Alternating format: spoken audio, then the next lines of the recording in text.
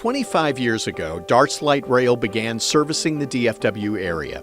It wasn't long before Plano had 2 light rail stations. Passenger rail would not have been possible if not for Plano residents voting to join DART with a 1-cent local sales tax in August 1983. Fast forward to December 10, 2002, when Plano officially welcomed a light rail train to historic downtown Plano. It was the first light rail station outside of Dallas County. That same year, the East Plano Transit Center bus station, which first opened in 1992, became the Parker Road Rail Station and connected the light rail to the DART bus system in Plano. The station fit perfectly within the downtown corridor, taking over from the Texas Electric Railway Company, which had an interurban passenger service along the same line that shut down in 1948. New passengers began to arrive, and DART delivered a spark of excitement that brought a dwindling downtown shopping area back to life. Even before the train arrived, it spurred redevelopment. Developers came into the area and invested in mixed-use buildings that drew both new residents and a captive audience of shoppers and foodies. Haggard Park once again played host to families young and old, and the park became the center of community events. This redevelopment, thanks in part to the DART light rail stations, changed the course of the area, earning downtown Plano the 2015 Great Places in America Great Neighborhood recognition and the Urban Land Institute of Dallas's Impact Award. Now downtown Plano is a destination for workers, residents, and visitors, and it can all be reached on the DART light rail. Plano is now furthering its partnership with the arrival of the DART Silver Line project, which brings 2 new rail stations to Plano. This regional connection along the Cotton Belt Regional Rail Corridor will deliver resident riders from Plano all the way to DFW Airport. Congratulations on 25 years of DART light rail service, and here's to 25 more years of growth, continued revitalization, and community.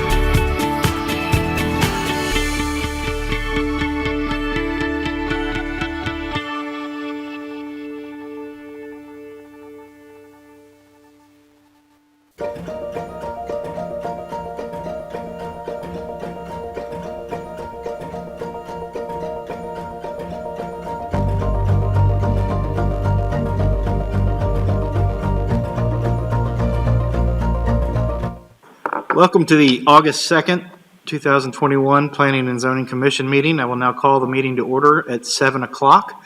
Please rise and join me in the Pledge of Allegiance. I pledge allegiance to the flag of the United States of America and to the republic for which it stands, one nation, under God, indivisible, with liberty and justice for all.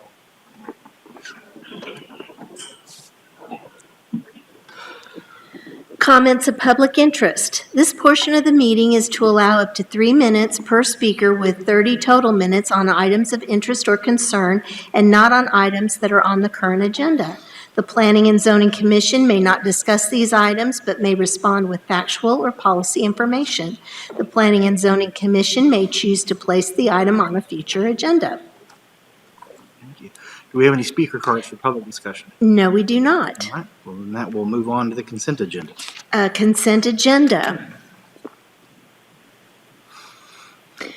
The consent agenda will be acted upon in one motion and contains items which are routine and typically non-controversial.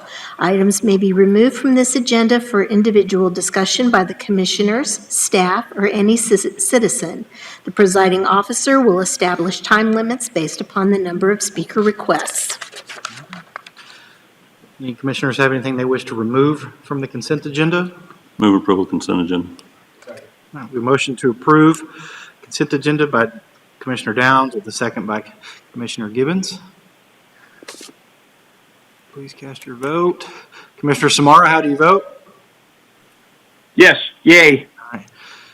All right, and the consent agenda passes with a vote of 7-0. Our first item, please. Items for individual consideration, public hearing items. Applicants are limited to 15 minutes presentation time with a 5-minute rebuttal if needed. Remaining speakers are limited to 30 total minutes of testimony time with 3 minutes assigned per speaker. The presiding officer may modify these times as deemed necessary. Agenda item number 1 is public hearing, proposed 2021-2022 Community Investment Program. Public hearing, discussion, and direction regarding the proposed Community Investment Program. Applicant is City of Plano.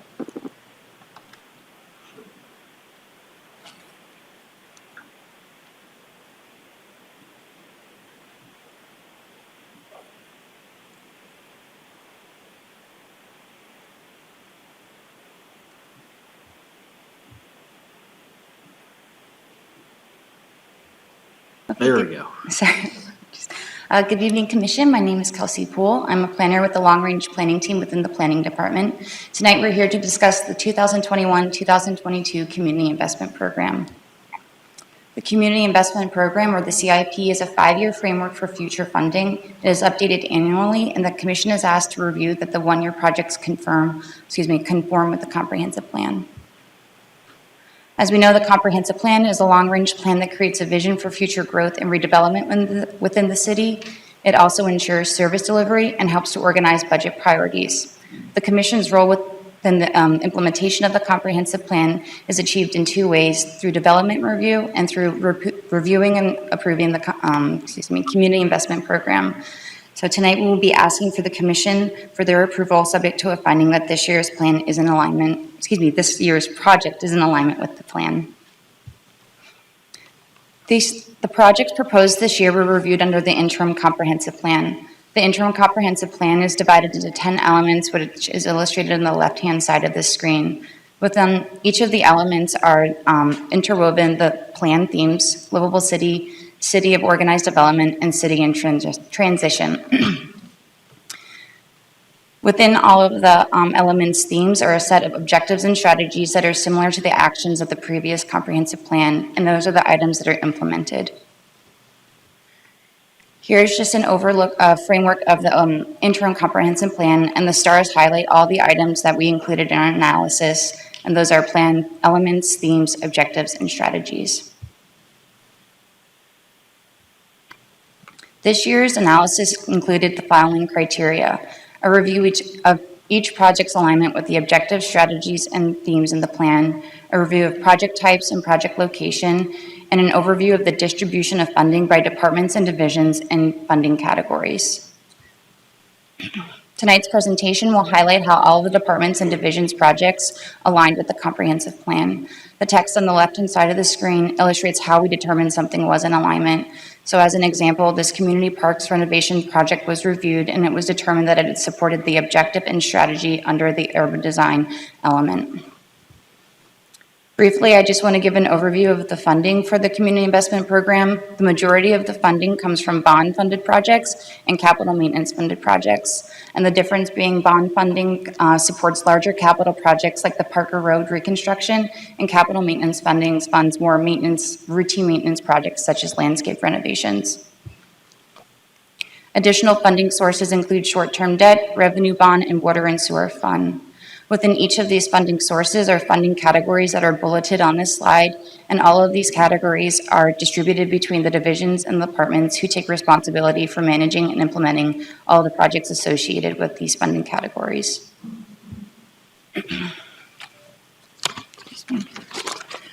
This year, our analysis included an overview of all of these funding categories, as well as a specific analysis for Parks and Recreation, Engineering and Public Works, and Facilities. I want to note that Engineering and Public Works were reviewed together because of their overlap of projects. Joining us tonight to discuss these funding projects will be Renee Jordan, the Parks Planning Manager, Caleb Thornhill, the Director of Engineering, Paul Kunza, the Facilities Manager, and Gerald Cosgrove, the Director of Public Works. Additionally, joining us tonight is Karen Rhodes-Whitley, the Director of Budget Research. So just getting into some key outcomes. First, I want to note that 61% of the projects this year were located in a specific location or a specific address. 39% of the projects were citywide projects or projects that had multiple locations, and some of those projects included sidewalk repair or landscape renovations. The overall funding distribution is illustrated here, and we can see that over 50% of the funding came from general obligation funds.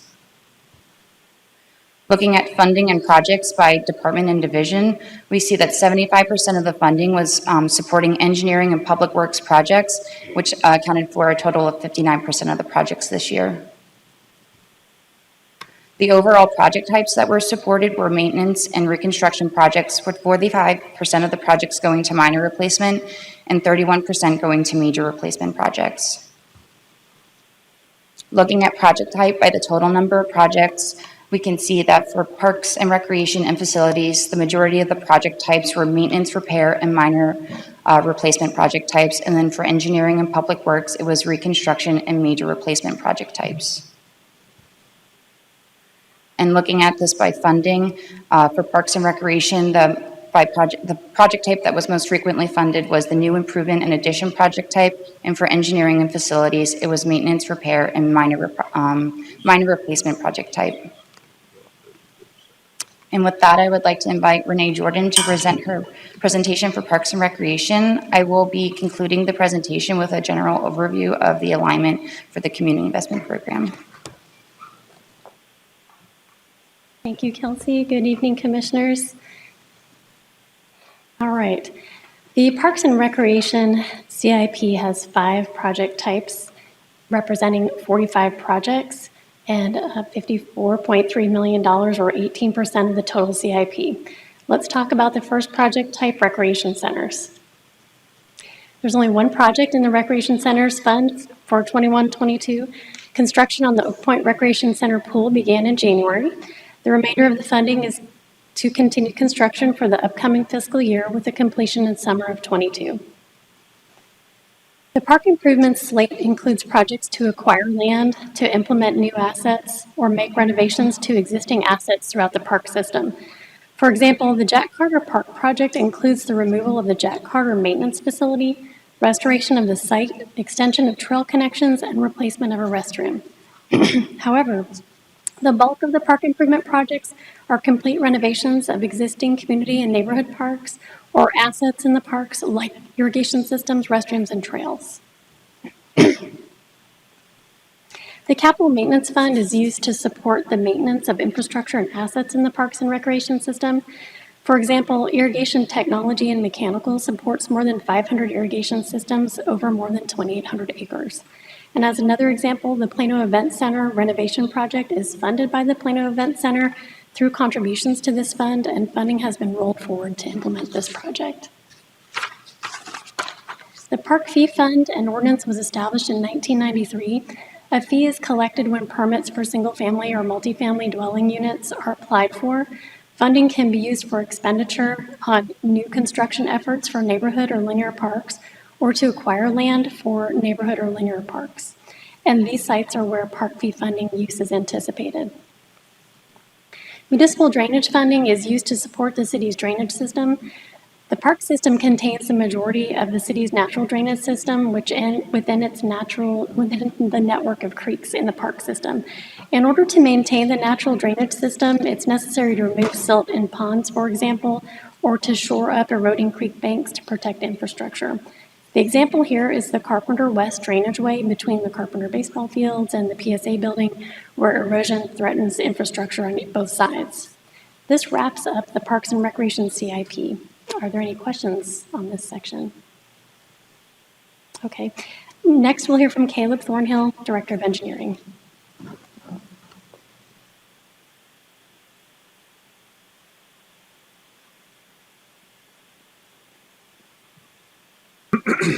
Good evening. I'm Caleb Thornhill, Director of Engineering. It's always tough to follow parks as they have such nice pictures, but I'm going to show you some concrete and roads.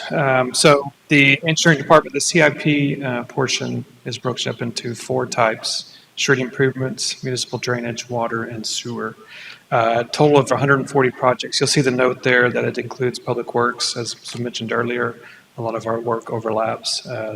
Funding total $229 million, which is approximately 75% of the CIP. And I'll get into some more details about each of these items.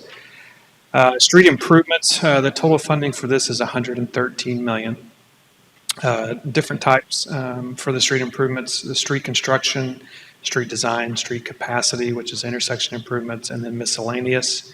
Again, a couple of the big items for miscellaneous: screening walls, bridge rehabilitation, transportation and traffic improvements, and then sidewalks. So the street construction, $73 million is what we have programmed for next year. Very large budget for us. Parker Road is going to be one of our first reconstructions of a arterial, and that's from Round Rock to Custer Road.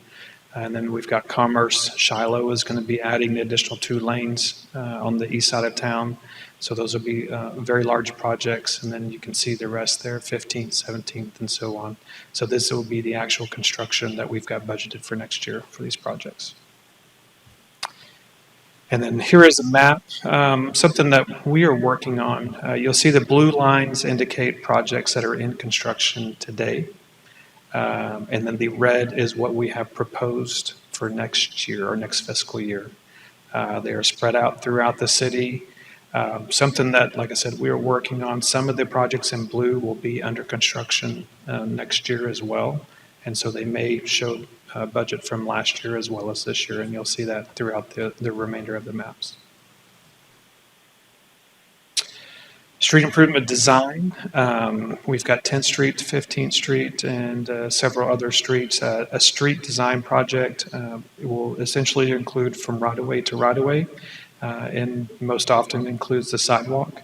So if it's gotten to a point to where it's just not cost beneficial to maintain it or try to repair it, we'll come in with the full replacement of the project. Again, excuse me. Again, the blue projects in blue are under design, and the projects in red will be under design next year. Some of those blue will go into next year from a design aspect, but you can see we've got a lot of active projects. And if I'm going too fast, please just wave your hand. So street improvements, capacity, and I mentioned this is the majority of our intersection improvements. This will be the addition of a left turn lane or a right turn lane for either a couple of examples would be capacity, getting more traffic through the intersection, or if there's a safety issue and there's a geometry concern, so we have to do a change to that. You can see the projects we have listed on there. The corridor projects, Parker and Legacy, are all under construction. Legacy actually just, we received bids, so it should start very soon. Parkwood Drive at Legacy is actually under construction, and so these projects are in various states of construction or design. So from a dot, we've got the city covered. Again, the blue are actually under construction now, and the red is what we anticipate to be under construction in the upcoming fiscal year.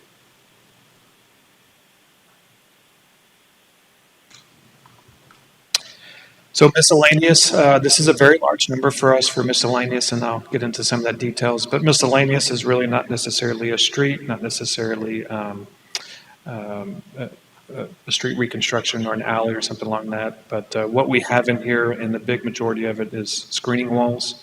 The city maintains the majority of the screening walls throughout the city. They are very expensive to replace. Most of them were put in somewhere between 20 or 30 years ago. Sidewalk installation, we have gaps throughout the city where sidewalks were not put in for whatever reason, and that also includes repair.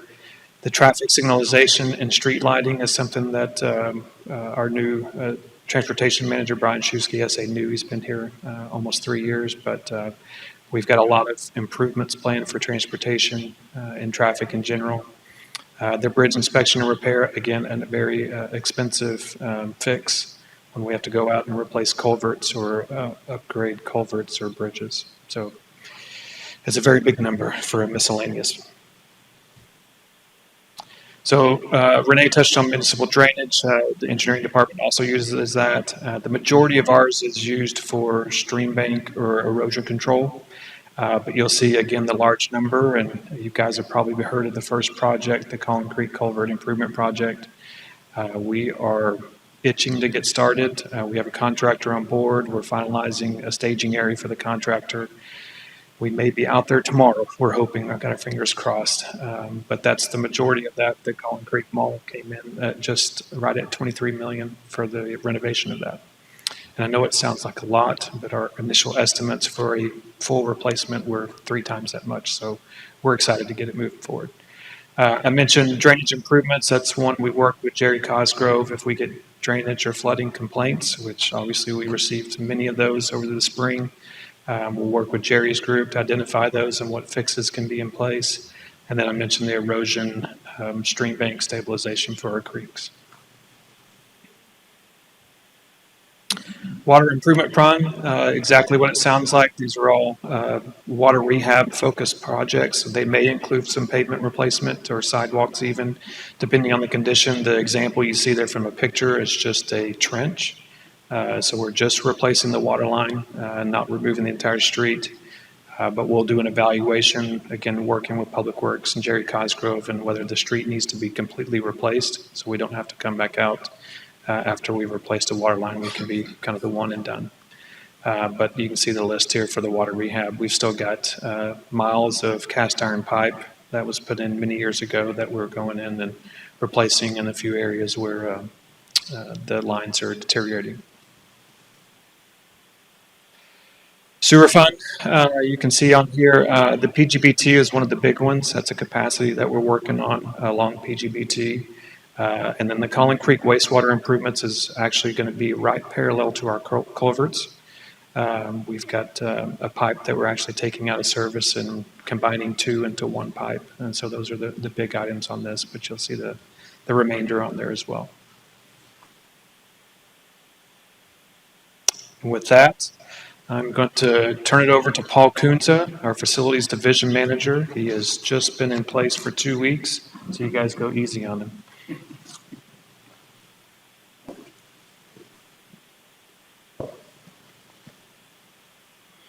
Hi, everybody. Good to meet you guys. As Caleb said, I'm new to the position, not new to the city. I'm Paul Kunze, Facilities Division Manager. We only have 2 types of projects under CIP. One is our bond level CIP improvements to the facilities, and then the capital maintenance. We have about $18 million worth of projects this year. Of the funding, about $5 million of it is going towards bond projects, and then the other roughly $13 million is towards our capital maintenance projects. Some of the bond level projects, we're going to be mostly kicking off design on these, the fueling stations, so that the city will have its own fuel to respond in emergency situations. Power Library roof, fire station number 5, and the room we're standing in right now, the council chambers. Some of our capital maintenance projects, a lot to do with power generation, again, trying to learn lessons that we did this winter. Some roofs and some remodels for the police substation, or the main police station, and a lot of other various projects such as mechanical systems replacement, carpet replacement, furniture replacement, things that we want to replace right as they're getting to their life cycle end. Fire Station 5, I mentioned. Just want to show you a handful of just the projects. This one was necessitated because they have apparatus sitting out in the weather now. And Station 5 is where our hazmat people respond out of. So expanding this to contain the extra apparatus also allowed us to now become compliant with ICC 500. All of our first responders, as we work on them, have to have storm shelters put on them to survive tornadoes. And it allows us to also improve the efficiency of the response times out of the station. Again, the room we're standing in, City Council chambers. This project is really being driven by upgrades to some ADA non-compliance issues we have. As we've all sat in this room, it has some acoustical issues we need to work on, and also some lighting and audio visual. So we're going to try to improve all of that in this project. And so Caleb said it was hard to follow Parks, and maybe it's hard to follow KO, and it's hard to follow Jim Rosine if you all know him. So one of the things I tried to do was my friends in fire have a drone flyover of the current project we're building at the training facility. And so it's about a 7-second video, and it kind of reminds me of Mr. Rogers' Neighborhood with like a model and things moving across it. So we thought we'd just maybe entertain you all with that before.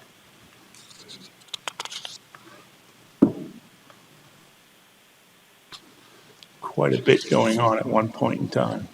We probably have about 100 to 200 workers every day on this site.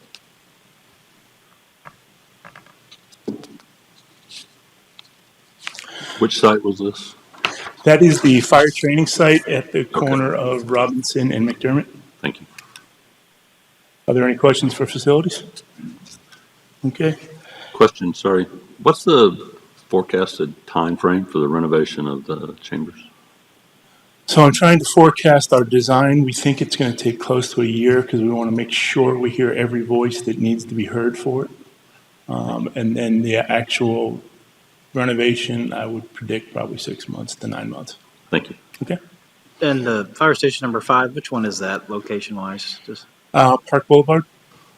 Park and east-west, where am I? It's west. It's west. West of Preston. Okay, Yeah. I know exactly where. Thank you. Next up is Gerald Cosgrove.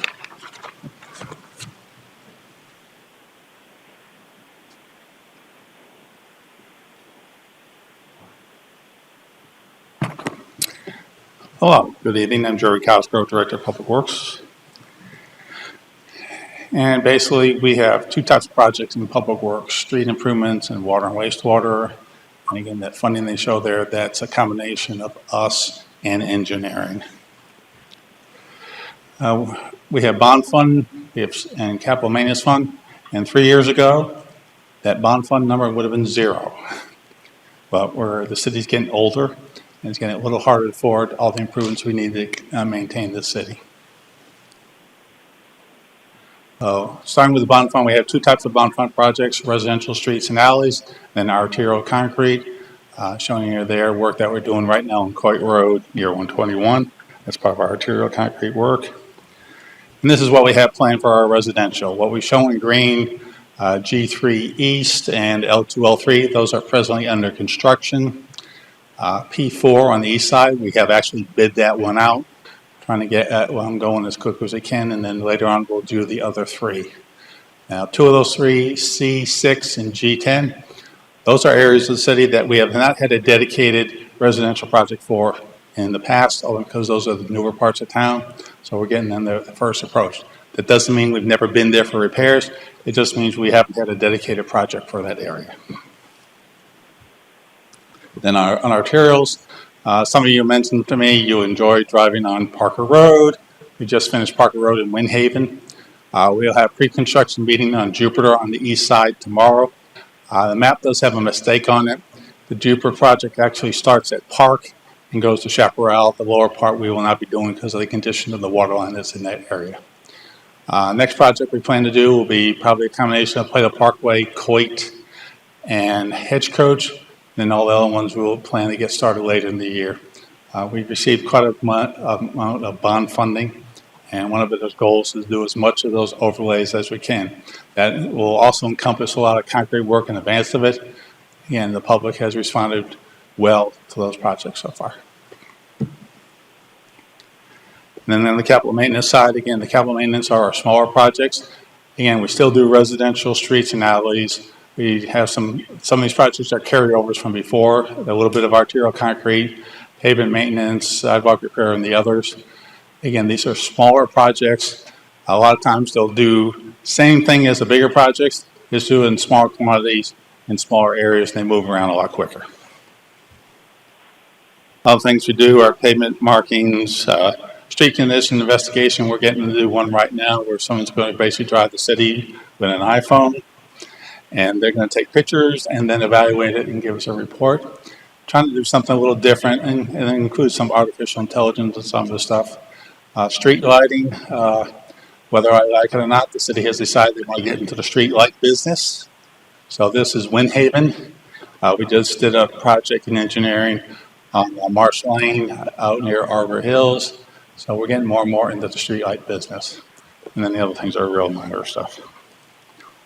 We also have water wastewater projects. The first project, the water meter replacement.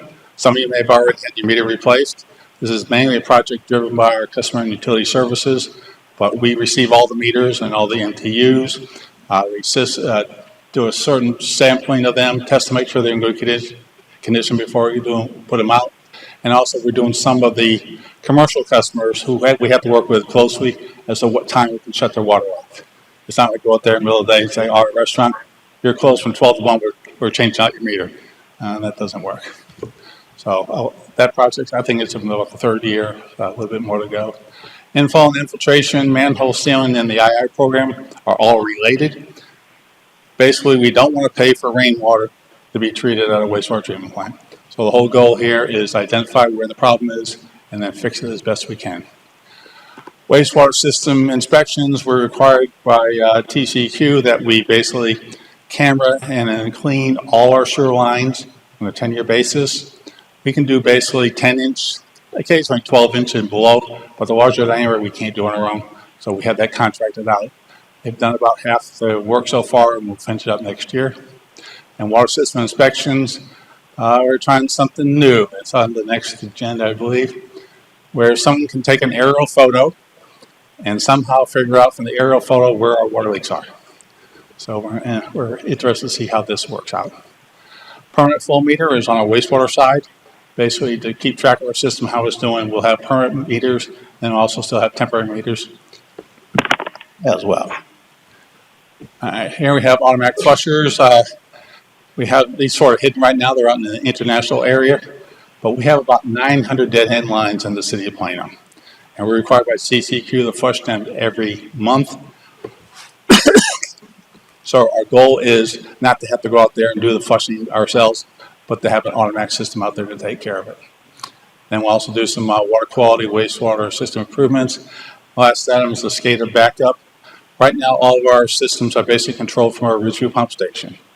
If for some reason Ridgeview had a tornado or something like that, we don't have a backup, so we'll be putting a backup at our stadium pump station. And with that, I'll be glad to answer any questions. Mr. Cosgrove, Yes. I have a question. I've had a lot of questions from citizens about the blacktop, about the asphalt, and I've defended the asphalt very aggressively as I live near Independence, where the test site was. And I've also noted that the tollway is beginning to asphalt as well. Can you fill us in with a little more information about the asphalt? People have complained that this was not going to hold up in the summer like the old asphalt. And I was under the impression that this is a new form of thin layer asphalt and a new technology that has tested out well for us. Is that not correct? And can you expand on that to the general public? That is correct. Basically, the asphalt that we put out on Independence was 3/4 of an inch thick. So therefore, it doesn't have as much of the rutting problems that you find out with normal asphalt. Now, the ones that we did put down on Windhaven and on Parker are a little thicker. We had problems there with the thump, thump, thump if you ever drove on either one of those roads. So we needed to level that out before we put the final asphalt course down. So that's a little thicker. It's about an inch thick. And again, it's a different formulation, different material than regular asphalt. So we think it will hold up better. We have not seen any evidence of rutting on Independence. The main reason we put it down for the city's benefit was to reduce the amount of pavement failures that we're having. On the section that has the asphalt overlay from 15th up to Parker Road, we recently found our first failure. Now, the section that we did concrete repair on the same time, south and north of that section, have had considerably more failures. So the goal was, for our standpoint, was to extend the life of that pavement for our citizens. The benefit our citizens get is we don't have that quilt work, patchwork, checkerboard effect that we had in the past with different colors of concrete. The ride is a lot smoother. It's a lot quieter. And I think overall we've had a good acceptance by the public on it. We intend to do more of this because, again, the overall goal is we can't afford to spend as much money we need to do to maintain that concrete the way it is right now. It's just far too expensive. So we're trying to get that asphalt to help us extend that life of that pavement in an economical fashion. Thank you. That was very complete. Thank you. Thank you. Any further questions? All right, thank you very much. I will now open the public hearing on this matter. Sorry, I'm sorry, we have a follow-up. We're just going to conclude with an overview of the plan alignment for all of the departments and divisions that just presented and for the overall CIP.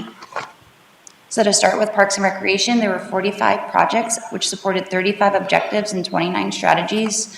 The majority of the projects aligned with 10 or more objectives or strategies citywide and in specific locations, and almost 50% of the projects supported the livable city theme. For engineering, there were 140 projects which supported 40 objectives and 29 strategies. Most of the projects supported or aligned with 6 to 9 objectives or strategies, and 36% of the project supported the city in transition theme. And for facilities, they had 23 projects which supported 16 objectives and 7 strategies. Most projects supported or aligned with 1 to 5 objective or strategy, and over 50% of the projects supported the livable city theme.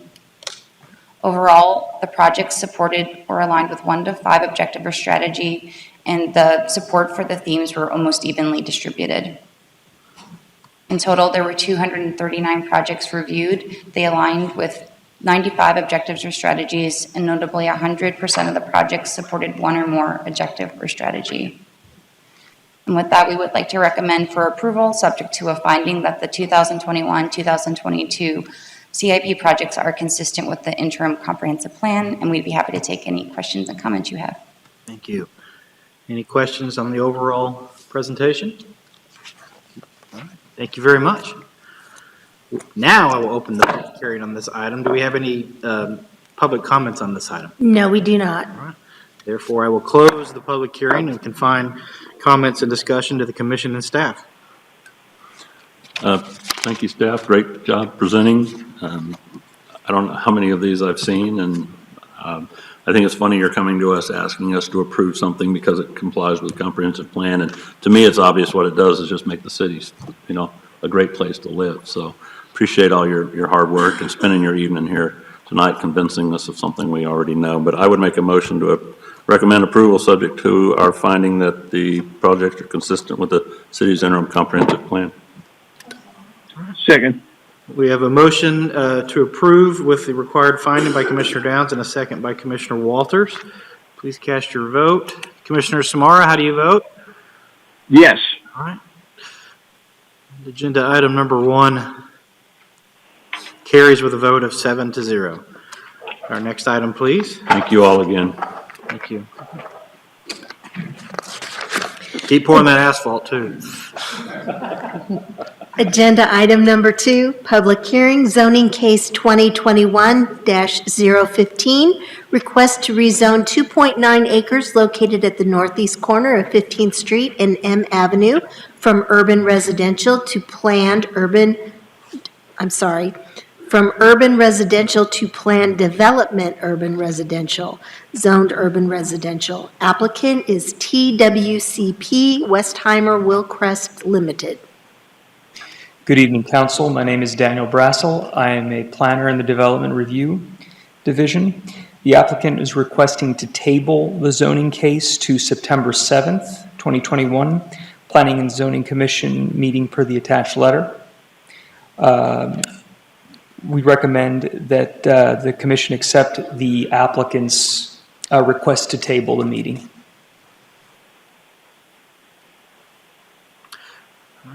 Any questions for staff? Thank you. I will open the public hearing. Do we have any speaker cards on the item? We have Dennis Gorman registered on Zoom. Mr. Gorman, can you hear us?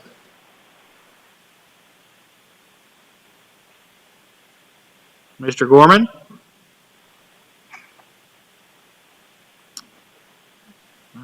Doesn't seem like he's... Can you hear me now? There we are. Yes. Yes. Please go ahead.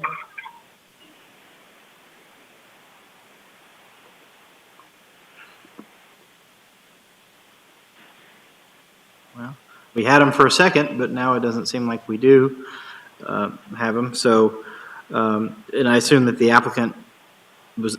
Do you know if Mr. Gorman is the applicant or is... It does not say whether he is the applicant or not. It just says he is in support of the item. All right. I'm going to go ahead and close the public hearing then and confine comments and discussion to the commission and staff. I move we accept the applicant's request to table zoning case 2020-016 to the September 7 meeting. Second. We have a motion to table item number 2 until our September 7th, 2021 meeting by Commissioner Gibbons with a second by Commissioner Stone. Please cast your vote. Commissioner Samara, how do you vote? Yes. And agenda item number 2 carries, motion to table carries with a vote of 7-0. Item number 3A, please. Agenda item number 3A is a public hearing, zoning case 2021-018. This is a request to rezone 1.2 acres located at the southeast corner of 10th Street and K Avenue from light commercial and 2-family residence to single-family residence attached. Applicant is Metropolitan Interest Corporation. Good evening, Commissioners. My name is Donna Fletta. I'm a planner with the Planning Department. This is a request to rezone 1.2 acres from light commercial and 2-family residence to single-family residence attached. The subject property is shown on the slide. It is a vacant piece of property with the exception of a carport and a fence. A concept plan was submitted that is associated with this rezoning request. It is shown on the slide. The land use plan designates the subject property as general commercial.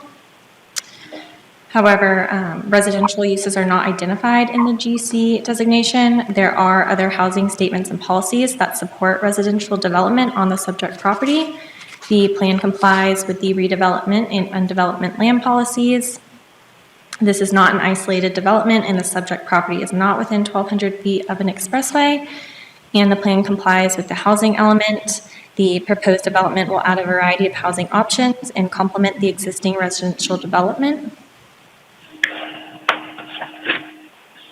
In 2019, the Downtown Plano Vision and Strategy was created to continue the growth of downtown Plano. There are 3 goals of the plan: to develop a total of 2,000 units within the DART rail corridor and promote a variety of housing types and price points, improve street trails and sidewalks, and continue the economic and tax-based growth. This request will add a variety of housing and contribute to the economic and tax-based growth. Additionally, the applicant is proposing to create a pedestrian-friendly environment with sidewalks and a hike and bike trail. The subject property is currently split between 2 zoning districts, the light commercial zoning district and 2 family residence. This request will consolidate the property into a consistent zoning district. As mentioned before, the subject property is surrounded by light commercial zoning. Although this is not conducive to residential living, if the light commercial properties were to ever redevelop, the property owners of those sites would be required to develop a masonry screening wall to protect those residents. Also shown on the concept plan, the applicant is proposing a residential alleyway on the south and garages that will also protect future residents from the existing commercial developments. Lastly, the property is in proximity to 2 future DART rail stations. As mentioned previously, the applicant is proposing a hike and bike trail and a sidewalk that will allow access to these stations for future residents. We received 3 unique responses in support within 200 feet of the request. We did receive 4 official responses, but 1 was a duplicate response that was received for the same address. And overall, we received 9 unique responses, 8 are in support and 1 is in opposition. We did receive 11 responses total, 2 were duplicate responses from the same addresses. And then this is a map showing all responses we received. And to summarize, this request will be complementary to the existing neighborhood and is in conformance with the recommendations of the comprehensive plan and is aligned with the goals of the Downtown Plano Vision and Strategy updates. For these reasons, staff recommends approval of zoning case 2021-018. I'm happy to answer any questions. Thank you. Does the commission have any technical questions for staff? Commissioner Downs? Can you back up to the, that shows the split zoning Yes. slide? This one? Yeah, so on your report, it says surrounded on the southwest and a portion of the north. I'm assuming you're talking about it just across the north. I think there's residences there already, but it's because it's considered zoned light commercial, is that correct? Yes, that's correct. Okay, and those houses that are there have been there for years and years, probably before it was zoned like commercial. Okay, I was just trying to verify if that's, because I could see on a map that it was residential across the Sure. street, but it was. They Thank have you. potential to redevelop it Thank under you. the light commercial zoning. Any additional questions? I will now open the public hearing. Does the applicant wish to address the commission? We do have speakers. First in line is Frank Turner. Refer to Mr. Craven, we are lead speaker. Okay. William Cravens and Caleb Jones from Kimley Horn. All 3 are representing the applicants. Chairman, members of the committee, my name's William Cravens. I've been developing properties in Plano since 1978. Everything from single family to commercial to retail and industrial, and I was interested to hear Mr. Cosgrove talk about some of the streets that needed to be repaired. Plano Parkway, which I put in about a half a mile of, and McDermott between Coit and Independence, which I put another about a half a mile of in. So I hope they're not the ones that have to be repaired at this point. We've had a commitment to downtown for a long time. Probably started about 17 years ago when Rick Fambro, who many of you know, sold me the Fillmore Pub. and we brought the fellows in to open that up. And we also own what used to be the Star Courier building at, on 15th Street. We own a building which we're constructing now on the Chamber of Commerce property, which is going to be an apartment complex. So we've got quite a commitment to this area. We found this little site. We found this little neighborhood, which we found very interesting because it's in the midst of all sorts of commercial and industrial use, but yet it has maintained itself through these years. Of the 42 homes that are currently there, 17 of them are owner occupants. We are proposing to put in 8 townhouses on the small parcel at the absolute corner of the Vendome neighborhood. And I think in the end, it will probably help to solidify the neighborhood as residential as opposed to being converted back in or to commercial or industrial like so much of the property is around. So, like I said, we've got quite a commitment to old downtown Plano, and this is part of it. And we'd like to proceed with this if it's approved by you folks. I mean, well, and one thing to draft off of what I was saying with respect to the owner occupancy in the neighborhood, we perceive this to be for sale product to further strengthen the neighborhood of owner occupants.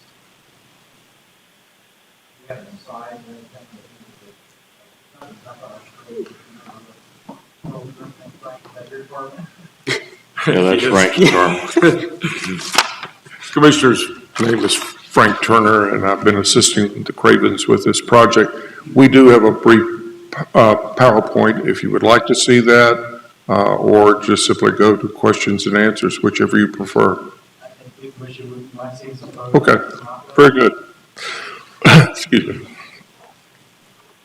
So the Vendome neighborhood, the actual subdivision was platted not long after the Cotton Belt Depot was opened in Plano, south of downtown. However, it wasn't really until the 1940s and 50s that the residential area that we know as the Vendome neighborhood was constructed. It was very small. It was surrounded by commercial property, and it was further reduced in size when the Avenue K couplet was created with Municipal on one side and, of course, K on the other, reducing the total number of homes today to 42. And as Pierce Craven said earlier, only 17 of those are actually owner occupied. So the neighborhood is in a good position, but it is fragile. The point on the comprehensive plan, dating back to the 1986 plan, I have some familiarity with it. The map is very generalized and it's abstract in comparison to today's comprehensive plan or the recent comprehensive plan. It was generalized so that the commission and the council would have to not have a parcel specific plan, but one rather that they were allowed to interpret by using the text, the conditions around the property, the circumstances of the day. The fact that the Vendome neighborhood is not shown should not be given too much importance. There were many small residential areas that were not necessarily reflected on the plan. As mentioned, it is split zoning, and that dates back, if we go back to 1963, when the city actually adopted its first zoning ordinance. The commercial areas, in fact, some of this property that is light commercial was light industrial at that time. It has continued to evolve, and this is really a reflection of the old street pattern and not post couplet days, if you will. The ordinance was further amended in the early 1980s, and that's where you get basically the pattern that you see today. I will point out, as the staff did in their write-up, it would be very difficult to develop it under the split zoning that exists. So the zoning needs to be changed. It needs to be one classification on this property. This just simply shows the owner occupancy pattern within the neighborhood in relative position to this property. The site is basically vacant, has been primarily vacant since the couplet was created. There was a single-family home on the far eastern portion of the property that was later demolished. But it's been basically sitting in this kind of derelict position for decades. And it's been rather a nuisance to the neighborhood as dumping and other things have taken place on it. So the proposed redevelopment is a plus for the neighborhood for sure. This shows it, of course, at surface level. It's flat. It could be used for commercial use. It has sufficient depth, but it would be a single commercial structure, not a large investment. We've covered these points, so let's go to this. This is the plan. The property shape and size has been a challenge to this project because it's approximately 240 feet or thereabouts wide and about 160 feet deep. That created a challenge because we were obviously needing to gain sufficient density on the property to justify the price of the property, the land development cost, in order to make this economical. We finally came up with a plan with staff's assistance on this of really doing deep lot townhomes. And they are exceptionally deep. On average, the townhomes, I'm going to slide one more here. On average, the lots are 3,000 square feet. They have a 10-foot front yard. In reality, from the front of the house to the curb is 25 feet. So when I say 10 feet, it's that is the distance to the property line, but in reality, they have a 25-foot front yard. Because of the depth, we were able to add an alley to make them rear entry, a real plus for the neighborhood, because otherwise you would have had 8 driveways if it had been a front entry product. And it allowed, there was sufficient depth to add a courtyard in between the detached garage and the main structure. This is a real luxury, a real benefit to the homeowners, especially if you have a dog. You'll probably appreciate that. But many of the smaller lot townhomes that are built today have virtually no yard, and these will have approximately a 700 square foot on average courtyard behind each structure. This kind of shows you the organization on a lot basis. You have the front yard, the unit itself, which will average somewhere in between 1,800 and maybe a little over 2,000 square feet. There's actually enough room there to do even a bigger product. We will be researching that to determine what the best market product is for it. And there'll be variable depths to the homes. And then the courtyard, which I mentioned, is 700. A 2-car garage followed by 2 full-size parking spaces behind it. So this is a rarity in the townhome market. We are relying on straight single-family zoning. This also is unique. You don't have too many cases coming before you that aren't planned development districts. Just to kind of summarize the benefits to the neighborhood, obviously, it'll increase the viability of the neighborhood, increase the amount of homeowner occupancy in the neighborhood. It removes a lot that has been frequently used for illegal dumping, expands housing choice in the whole downtown area. And this, I think, is very important. It demonstrates the market viability for new infill housing in and around downtown. We have many older commercial properties that over the next decade are going to fall out, and they're going to require product that is probably of this type in order to be redeveloped, just through the pure economics. And of course, we think it'll create interest in investing in the existing homes and increase overall neighborhood value. So you've seen the concept plan, which will be coming up. I don't know if you want to discuss it concurrent with this, but we've actually seen the concept plan that goes along with it. If you have any questions, be happy to answer. Thank you. Any questions for the applicant? I would. Mr. Stone? Yes, Mr. Turner, I think this is a great opportunity to rescue a derelict piece of dirt and turn it into an excellent use. The location on the edge of Benhome, I think, is a great location. There is a little bit of other vacant dirt in several locations I see on your aerial map. See what you can do to acquire them and do this again. Well, I have to tell you that Mr. Cravens is constantly scouting out dirt, so we hope to. We certainly do. Well, I appreciate the work that you've done from a design standpoint. Having these backyards, this is great. Thank you. Any further questions or comments from the commission? No. Thank you very much, gentlemen. Okay. Thank you. Thank you.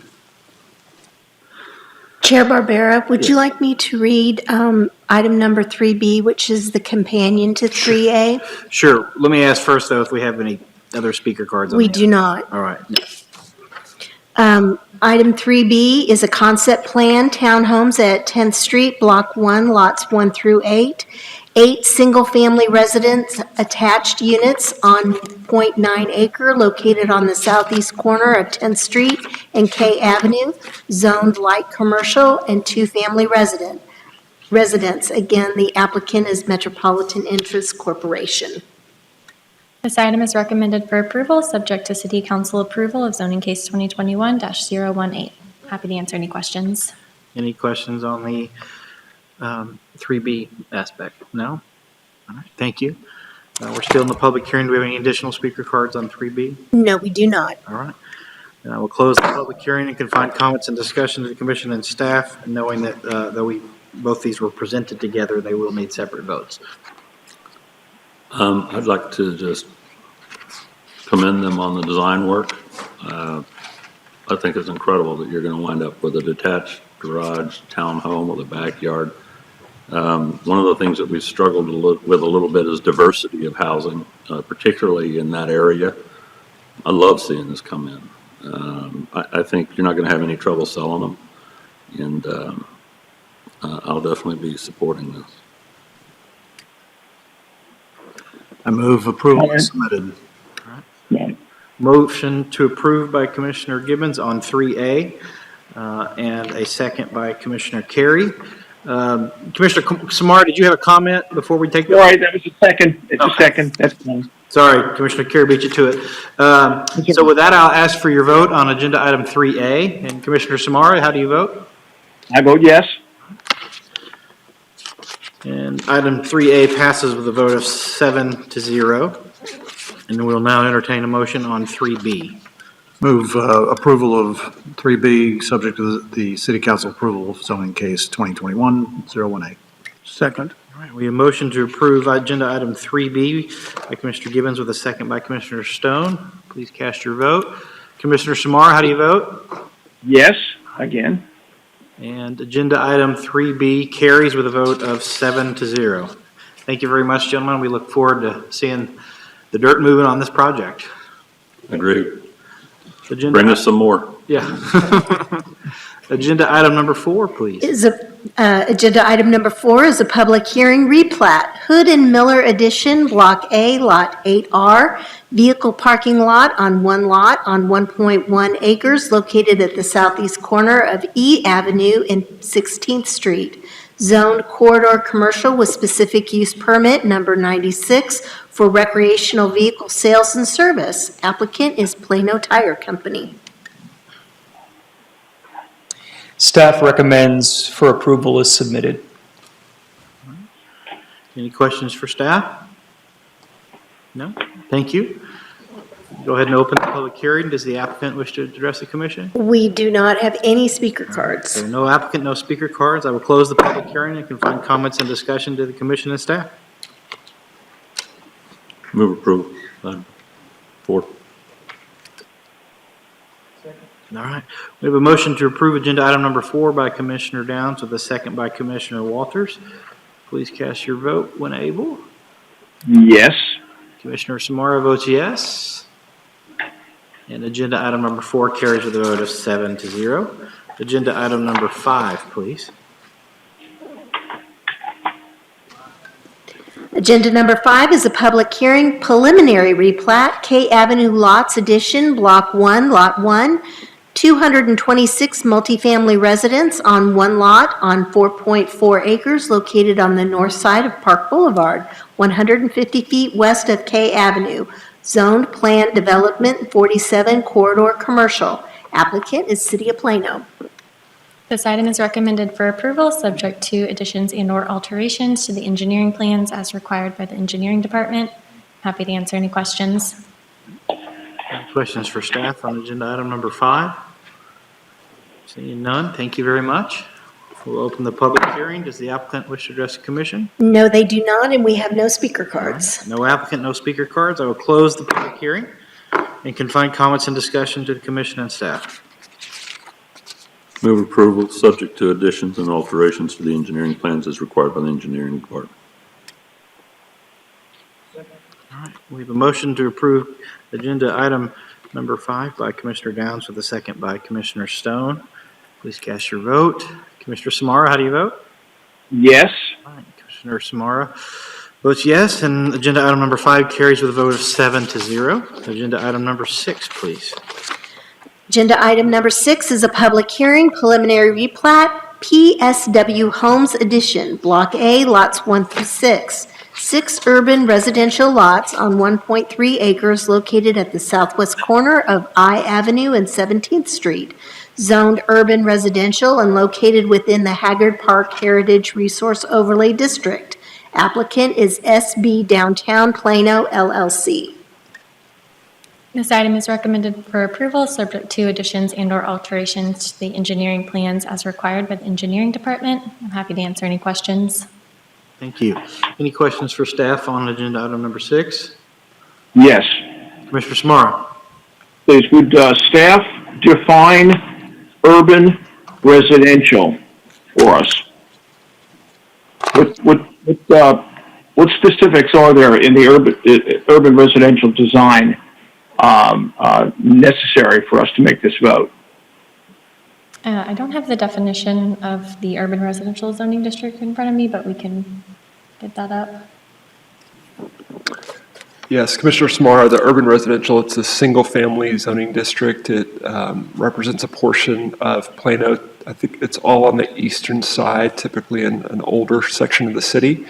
So they're somewhat smaller, single-family detached units that are located in this zoning district. So it doesn't have specific standards like the urban mixed-use district or other urban districts you may envision.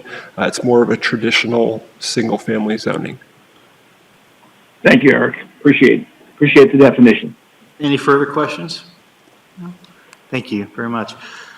We'll now open the public hearing. Does the applicant wish to address the commission? No, they do not. All right, no speaker cards, I presume? No speaker All right, cards. I will close the public hearing and confine comments and discussion to the commission and staff.